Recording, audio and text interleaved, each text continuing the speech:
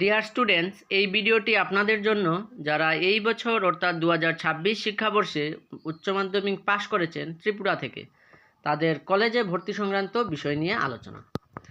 Already ভর্তি প্রক্রিয়া চলছে ত্রিপুরা ইউনিভার্সিটির আন্ডারের কলেজগুলিতে এবং ভর্তি প্রক্রিয়াটি শুরু হয়েছে 29শে মে এবং শেষ হবে 7ই জুন অবধি। 7ই জুন অবধি ভর্তি প্রক্রিয়াটি থাকবে।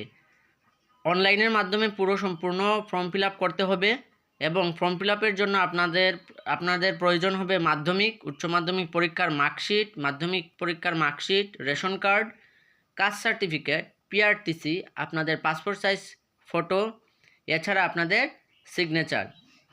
সম্পূর্ণ প্রক্রিয়াটি অনলাইনের মাধ্যমে হবে। ত্রিপুরা ইউনিভার্সিটির সামার্ট পোর্টালে গিয়ে অ্যাডমিশনের জন্য আবেদন করবেন।